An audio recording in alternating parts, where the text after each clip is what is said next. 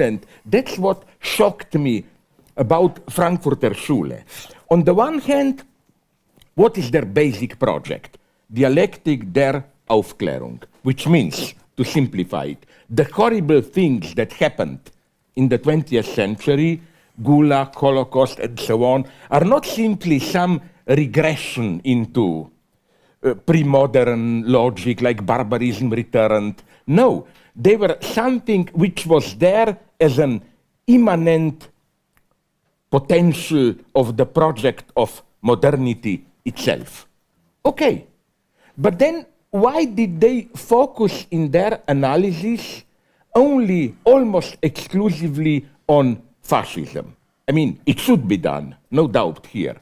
It intrigued me that isn't Stalinism a much clearer example, case of dialectic der Aufklärung? Because fascism was not Aufklärung. It was, as we all know, a conservative modernization, like this impossible dream, how to have capitalism, without class struggle. For this, you need an external enemy, the Juden, and so on and so on. But, incidentally, I've written about it.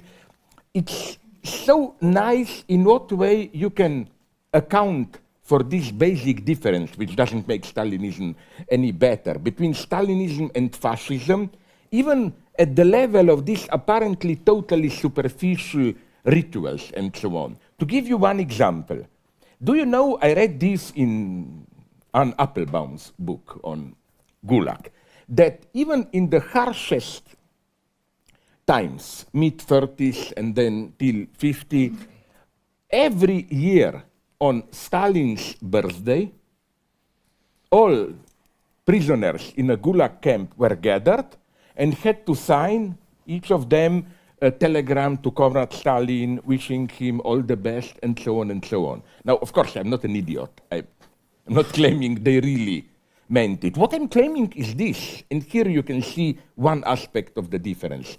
Can you even imagine something like this in Nazi Germany?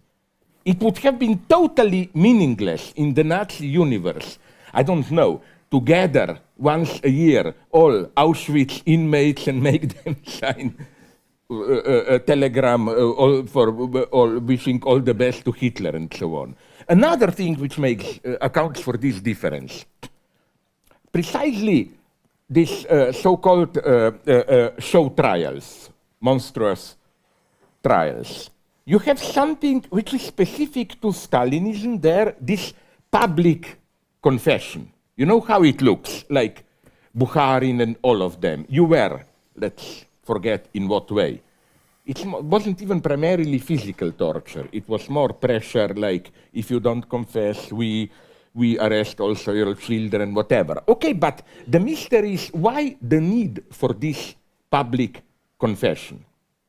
And you discover something very strange, how although the one who was at these show trials condemned and so on and confessed, although he was treated as the lowest of the lowest, you know, it's very interesting to read sacred texts of Stalinism, like a short history of a Communist Party, the sacred text, with regard to expressions they use, like it's piece of shit, vermin, insect, and so on.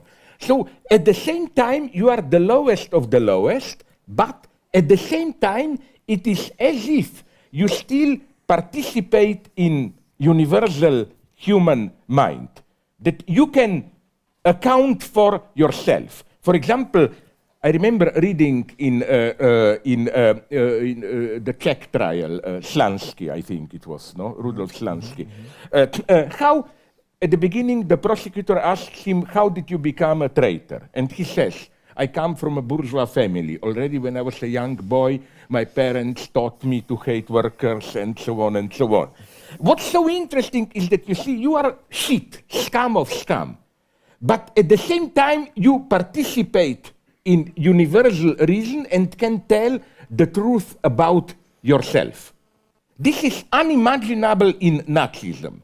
That's why, not because they were better.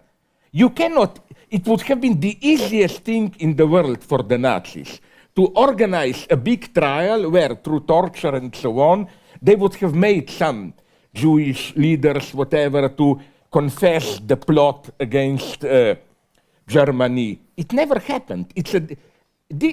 My point is that precisely in these perverse details, every prisoner still sending a telegram to Stalin or this confession, this is what makes Stalinism part of Enlightenment movement, that we all participate in it. And again, this is what shocked me. Why don't you find a theory of it in Frankfurter Schule? Now, I did my homework. I know. You have Herbert Marcuse, Soviet Marxism, but this is, I read it decades ago, but this is just a very specific analysis of Khrushchev, his speech on the 20th Congress. It's not more. Then you have a couple of texts here, there, but no systematic approach to it. And I'm not accusing them, Frankfurter Schule, of being secretly communist. No, they were quite normal anti-communists, believe me.